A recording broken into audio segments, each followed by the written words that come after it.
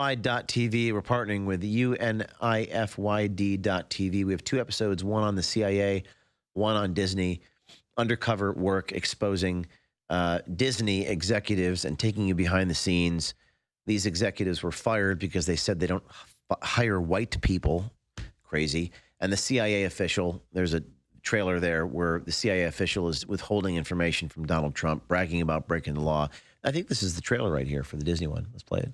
Hear it. Starlight, that's the code word for one of our undercover journalists and American swipers, matched on the dating app Hinge and went on a hidden camera date with yet another Disney executive. We were the first people ever to get Disney employees to admit that they discriminate against people based on race. They wanted somebody in meetings who would appear a certain way. Do you think Bob Iger is corrupt? Now, yeah. No way we're hiring a white male in this role. I knew this story was going to be big. We've investigated a lot of subjects. I'm sorry to talk over the trailer. Yeah, you know what's kind of funny? I mean, it's pretty obvious. I'll say I'm making an assumption here. But it's pretty obvious you guys, I don't even think it's intentional, but you catch a lot of gay men. Yeah, certainly. Yeah. And it's ironic because obviously they're specifically trying to hire gay men. Like they're trying to have more gay men in there for the diversity thing, but then they end up blabbing. Gays tend to be chattier. This is not me. This is politically incorrect. Also in D.C., a lot of people are secretly gay. And a lot of the dating apps. I think we might learn more about that soon, by the way. Yeah, well, there's that too. But there's a lot of secret gays, and I'm not gay, but I'll take one for the team. Hold on. I'm going to give you a chance to rephrase that. I'm just kidding. To get this story, I'll go undercover and pretend to be gay. But I think a lot of I've learned a lot about that. You know, they tend to be more chatty. The gay honeypots are more powerful. It's so funny. It's so funny. They're literally talking to James O'Keefe, telling me how bad this James O'Keefe guy is. It's some of your most brilliant work. James O'Keefe, God love you. O'Keefe Media Group, big stuff coming up. Make sure to follow him on X as well. Thank you. Our medical grade USP ultramethylene blue, exclusively at thealexshowstore.com, has taken the country by storm.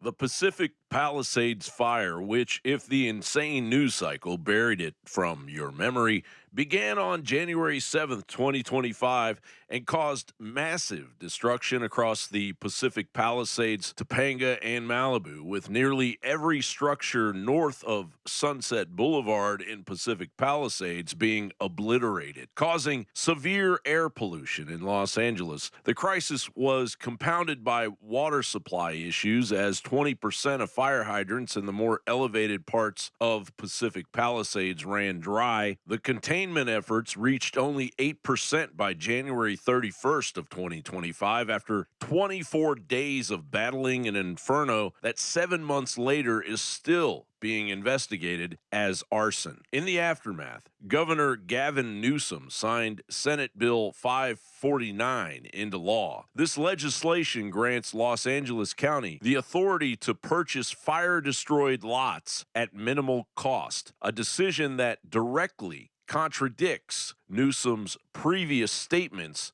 to homeowners that government-driven property conversions would not occur. I was just talking to Josh Green, the governor down in Hawaii, who had some ideas around some land use concerns he has around speculators coming in, buying up properties and the like. So we're already working with our legal teams to move those things forward, and we'll be presenting those in a matter of days, not just weeks. The bill mandates that from January 2026, 40% of the housing in affected areas must be affordable, and it establishes a, quote, resilient rebuilding authority, end quote, that overrides local community decisions on rebuilding efforts. This strips away local control, likely displacing original homeowners who don't fall under the criteria of Section 8 recipients, and enables rezoning without their input.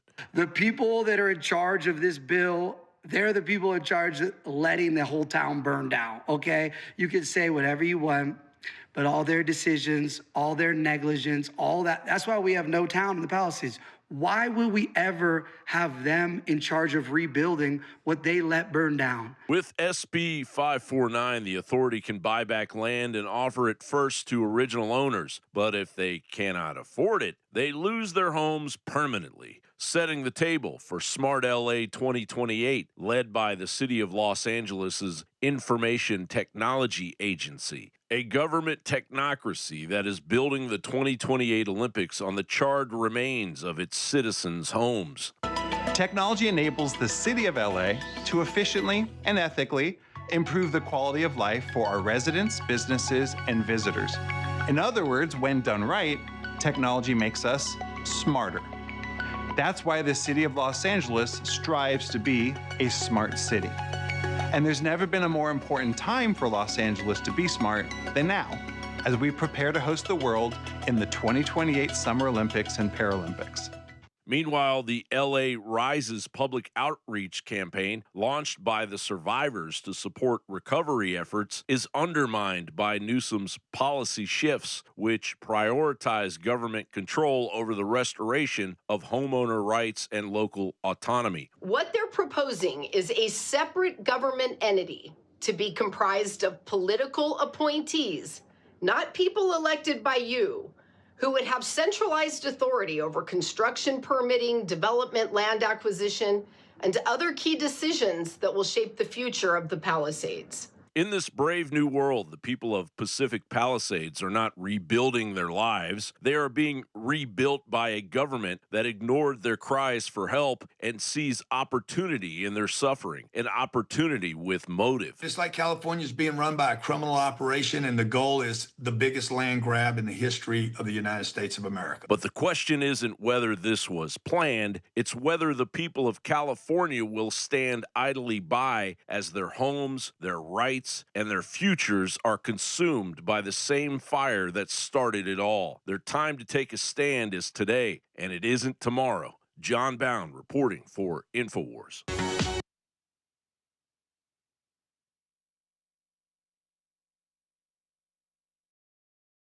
This is your HHS Secretary, Robert F. Kennedy Jr.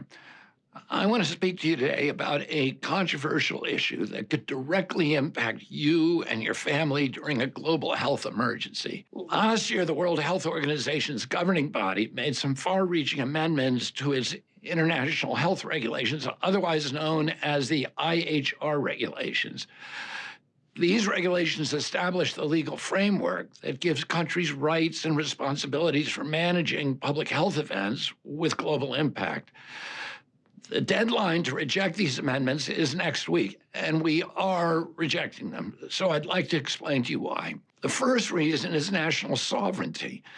Nations who accept the new regulations are signing over their power in health emergencies to an unelected international organization that could order lockdowns, travel restrictions, or any other measures it sees fit. In fact, it doesn't even need to declare an emergency. Potential public health risks are enough for it to initiate action. If we're going to give the WHO that much power, we should at least invite a thorough public debate, especially since the agreement is an official treaty and it bypasses the U.S. Senate, which plays a key role in ensuring major international commitments receive proper democratic oversight. To make matters worse, the new regulations employ extremely broad language that gives the WHO unprecedented power. They require countries to establish systems of risk communication so that the WHO can implement unified public messaging globally. That opens the door to the kind of narrative management and propaganda and censorship that we saw during the COVID pandemic. We don't want to see that kind of system institutionalized even further. The agreement also contains provisions about global systems of health IDs, vaccine passports, and a centralized medical database. It lays the groundwork for global medical surveillance of every human being. Maybe if the WHO were an infallible authority, untainted by industry influence, we would consider accepting the new regulations. Unfortunately, The COVID pandemic demonstrated otherwise. During COVID, the WHO failed to enforce the international health regulations that were already in place for generations. China withheld critical information about the outbreak for at least a month and faced no real consequences or criticism from WHO. As the 2024 Congressional Oversight Report put it, the WHO was misinformed, denied access to China, and used as a cover for the Chinese Communist Party's reckless action. These and other atrocities make one thing clear: we must strengthen national and local autonomy to hold global organizations in check and to restore a real balance of power. Underneath all the bureaucratic language, what's at stake here is a vision for our future. Are we going to be subjects to a technocratic control system that uses health risks and pandemic preparedness as a Trojan horse to curtail basic democratic freedoms? Do we want a future where every person, every movement, every transaction, and every human body is under surveillance at all times?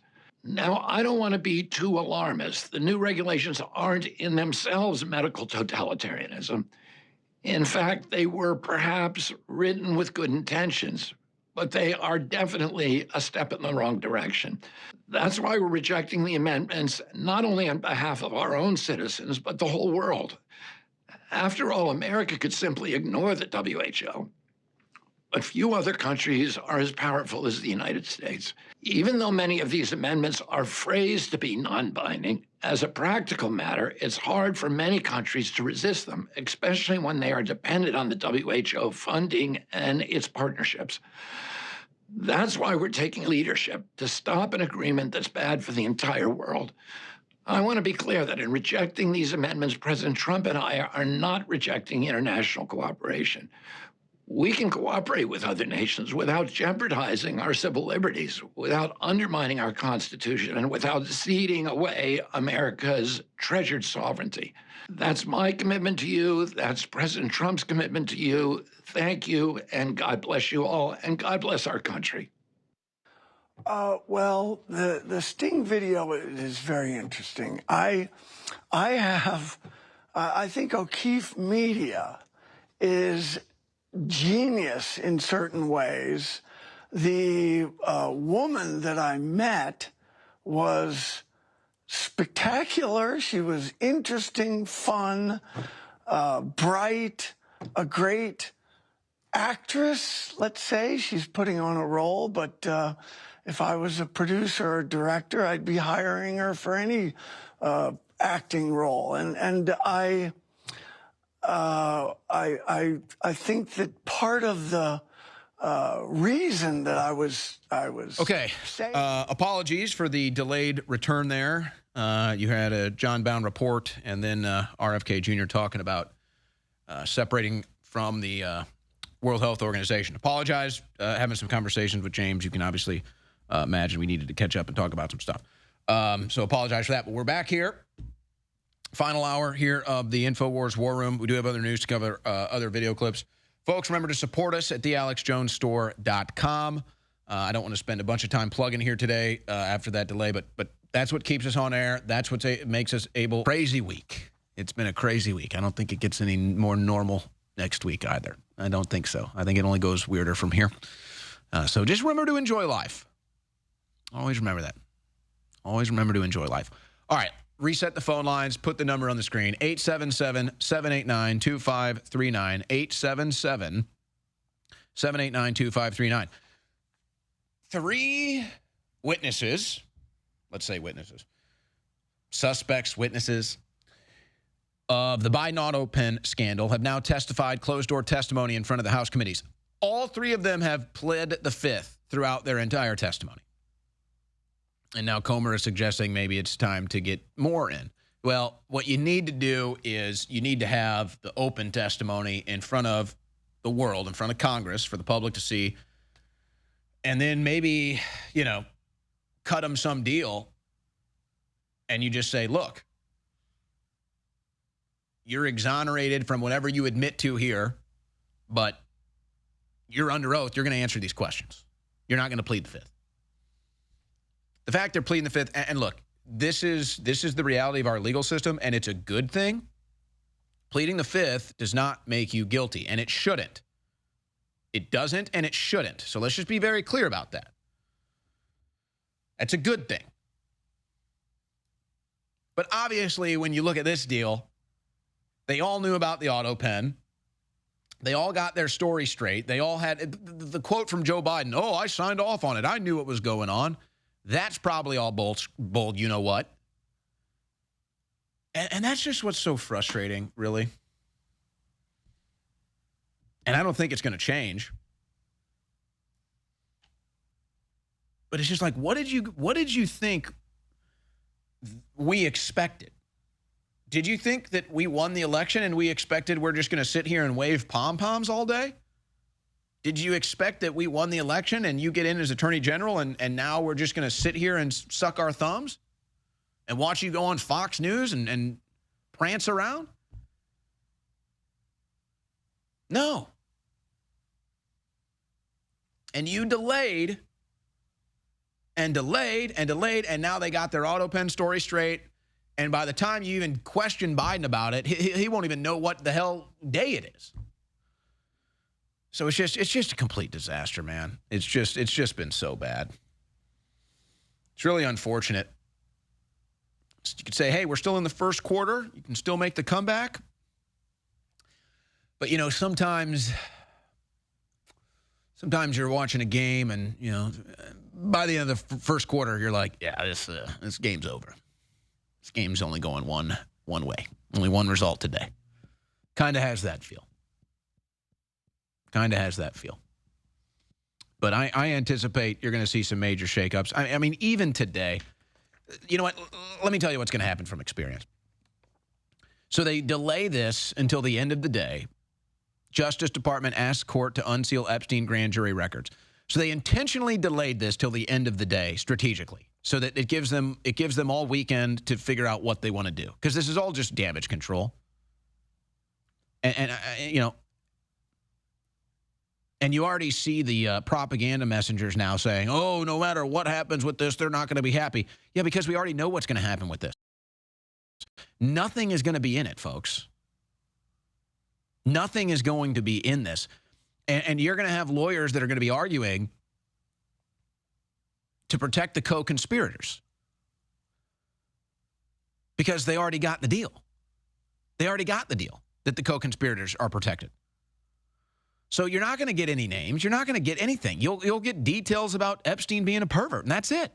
There's not going to be, this isn't going to implicate, they're going to make sure this doesn't implicate the deep state. They're going to make sure this doesn't bring up any other names. And I'm not sitting here saying I believe Democrats, but it's just like, you know, if a Democrat says, hey, there's water in the ocean, it's like, yeah, that's true. Hey, you know, grass is green. Hey, grass is green. So I see this being played off now. It's just such a failure. It's such an underappreciation, really, maybe beyond an underestimation of what the organic grassroots right-wing media is really all about and the influence that it has. So I guess they really thought they could just blow us away, but it's not going to happen. So do I believe it when the Democrats are going to come out and claim that the FBI is combing through every Epstein document to remove Trump's name? I mean, I don't know. But it's just like, I don't want to sit here and make it all about Trump. I want Trump to be the president. If Trump was really doing illegal things, then they would have already buried him with it. But I see where it's going. And the legacy on this route that we're on is, this is the Epstein cover-up administration. And it's just horrible mismanagement, horrible messaging. But hey, whatever. You don't want to listen to the people that are giving you the good advice. You want to keep digging the hole even deeper, then whatever. By the way, Judicial Watch. In fact, guys, we should pull this up. JudicialWatchPetitions.org. They've filed all types of legal action. This gets back to the Fox News angle, actually. Release the Epstein records. Act now. And so you can sign this petition at Judicial Watch. I suggest you go do it. JudicialWatchPetitions.com to get the Epstein records. But here's what Bondi has been doing. They make sure Fox News gets all the exclusives.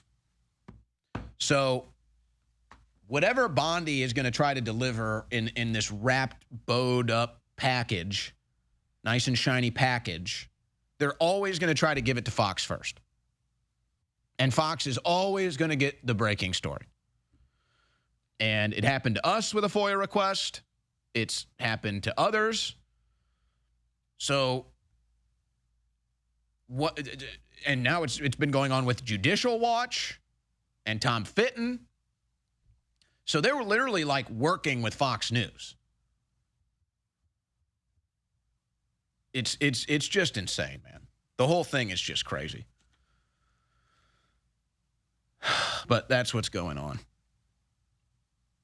By the way, I don't even want to get into it because I'm just sick of it too, the whole Israel issue. But so now the ambassador, Mike Huckabee, is, I mean, I think he's an honest man. I think he's a good man. He obviously does support Israel. He's very pro-Israel, but he's also an honest man.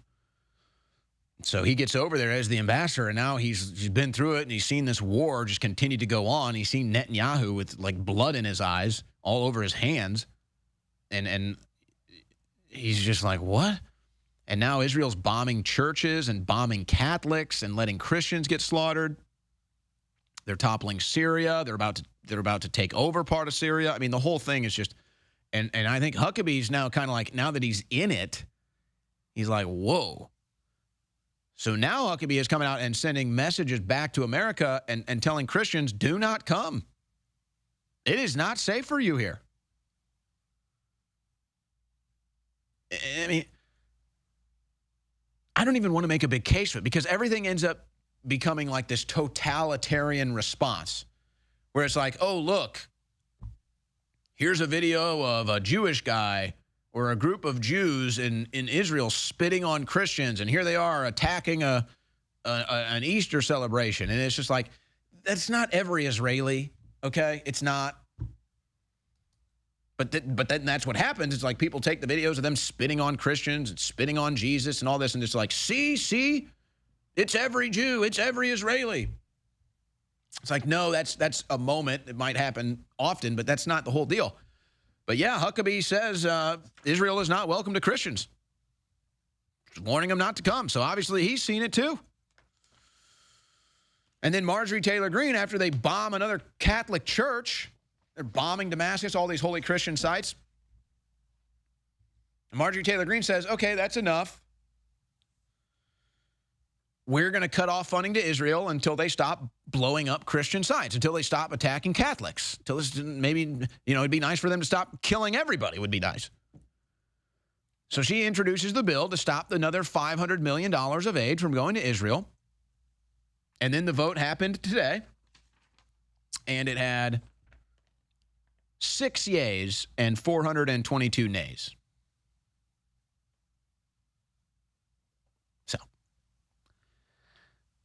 but hey, AIPAC has no influence over your Congress, right, guys? I'm not sure. I don't know if I've seen 422 votes for anything in the House. Is that like a record for votes? That might be a record. So, yeah, when it's for Israel, oh, you're getting every single vote. 500 million. Doesn't matter how many Palestinians are dead. Doesn't matter they're attacking 5 different countries. Doesn't matter they're now blowing up Catholic churches. Yeah. Their AIPAC handlers called up and said, we know you're voting for this. We're getting that 500 million. You got that? So they got it. Oh, yeah. An RFK. Oh, yeah, we all know. Well, actually, they'll send some of the Palestinians to Europe, but they really want to just put them all in Syria permanently now. And then Israel take the Gaza Strip. That's their plan. And it's all going pretty well for them, I'd say. I'd say it's all going pretty well. You know, what's upsetting is because I just say let the Middle East handle their own business. I just want nothing to do with it. Let them deal with themselves. Keep us out of it. But it's very unfortunate now. And I got a couple clips. I'm not going to spend much time on this, but I've got these guys chasing around. I guess they're hunting Jews. They're running around hunting Jews, trying to beat Jews up at a park. Then you've got Jewish guys running around threatening people that have a Palestine flag. This is in America.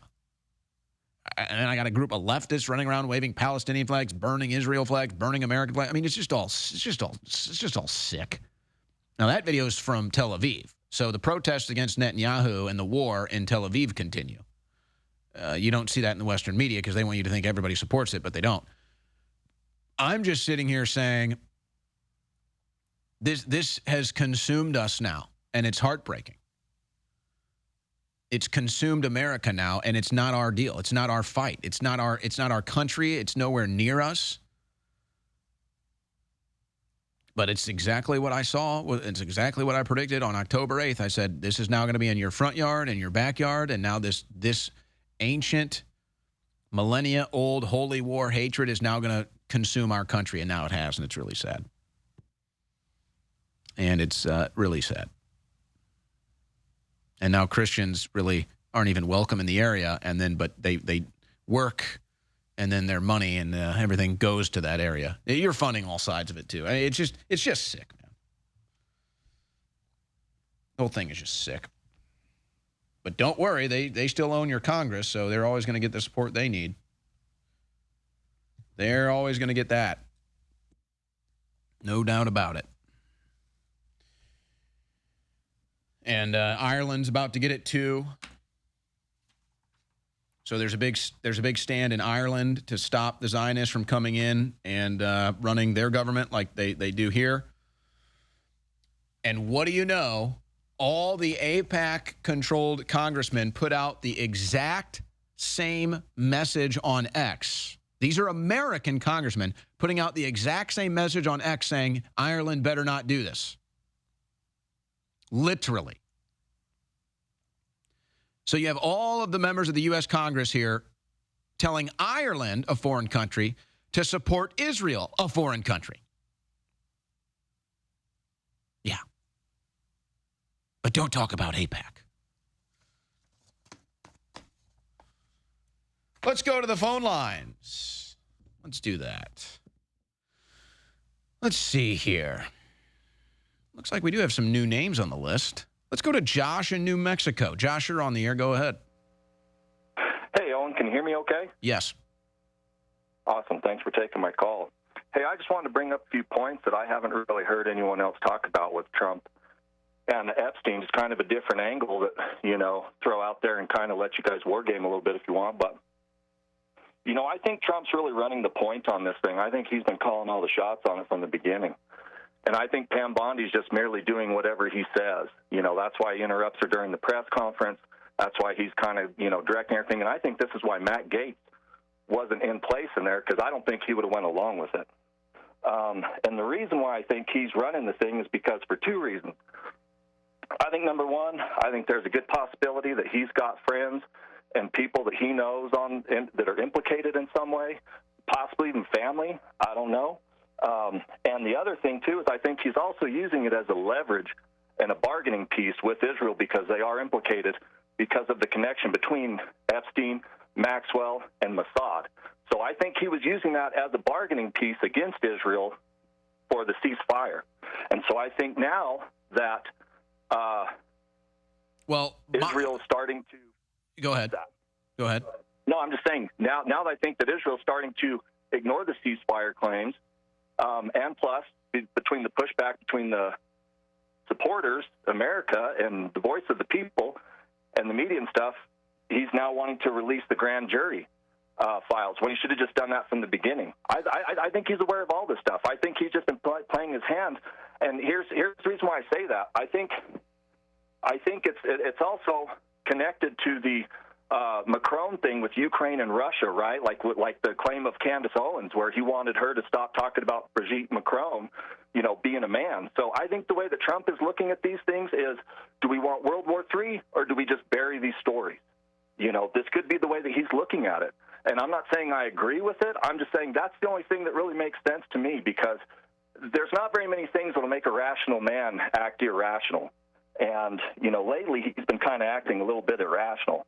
And not only that, but let's also look at the influence that not only Israel, but Netanyahu personally has, not only with Trump in his cabinet, but also the clip of him in the press conference where he talks about how good of friends he's been with the Kushner family and how he stayed over at their house. And then you look at what Jared's dad did, right, to his own sister, who were going to testify against him in court. I mean, that's the same move that, an intelligence agent would do, videotape someone with the prostitute and then send the tape to somebody. In this case, it was his own sister. So that just shows what kind of people these are. They're sick. So I'm just saying that's it. And I think Trump's trying to do all these things, but it's like he's trying to make all these deals and he's trying to dance with the devil. It's like he's trying to outdance the devil. But the problem is when you dance with the devil picks the tune. So well, you're really I don't mean this in an insulting way, but you're kind of all over the map. So it's hard for me to kind of cover all that ground. I'll just say you've stated your piece.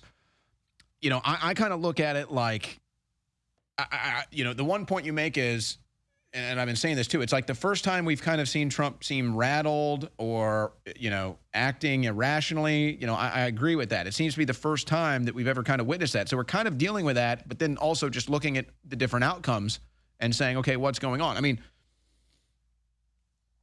what he's dealing with behind the scenes, and that's the thing. Whenever Netanyahu's directly tied to his family, like obviously Trump's not scared for his own life, but you never know, I mean, well, I don't know about that. I mean, they've tried to kill him multiple times. I'm saying, I'm just saying that, yeah, they've tried to kill him, so he's kind of like, screw you, I've been through the fire, but how's he going to be when someone affects his family, right? If someone's like, hey, I'm not afraid to die, but you're like, okay, well, if you're not, what about your family? What about your kids? What about your grandkids?